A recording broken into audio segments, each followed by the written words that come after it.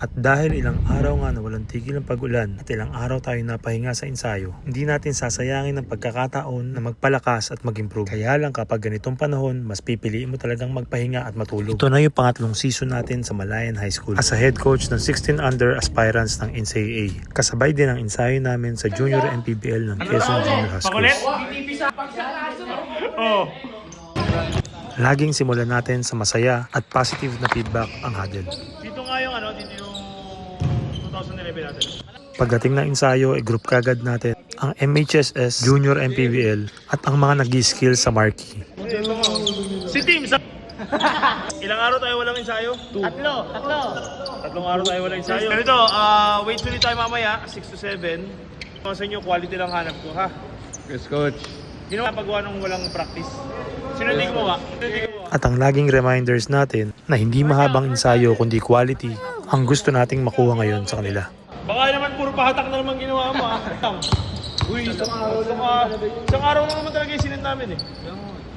Oh, kita mo? Hindi tayo pwedeng magsawa ng paalala dahil sa edad nila, minsan hindi pa rin nauubos ang kulit sa katawan. Pero hindi yan pwede nating pagsawaan. Pagpag lang, pagpag.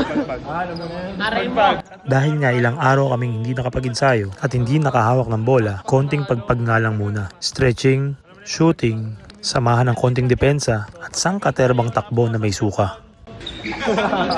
Gano'n, no? Gago, Dr. Strange.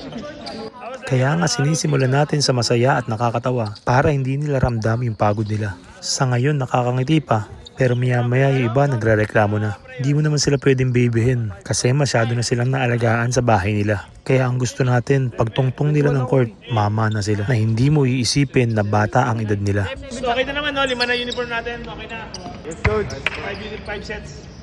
Tapos, kada practice, dadalhin nyo 2. Kaya magsuot na lang kayo ng t-shirt or para patong nyo na lang. Para pagdating scrimmage, hindi na tayo Ha? Kaya tara, simulan natin ang ensayo. May excitement at ngiti sa inyong mga mata. Samahan natin ng prayer para gabayan tayo sa ensayo kasi walang madaling ensayo sa mga gustong matuto. Sideline, core tayo, core. Tara, let's go.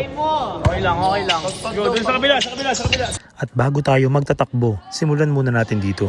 Para lumakas ang core, planking muna tayo.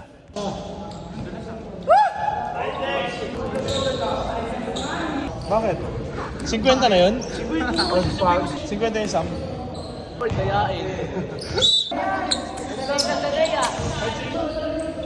Sa mahigit 1 buwan naming ensayo, na kahit papano makikita mo may improvement sila sa ginagawa nila.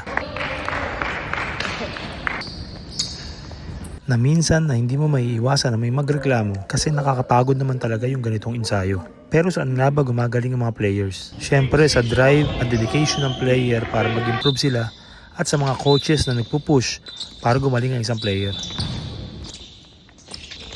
Tandaan nyo na walang hard practice sa mga player na gustong gumaling at gustong mag-improve para maabot nila yung pangarap nila.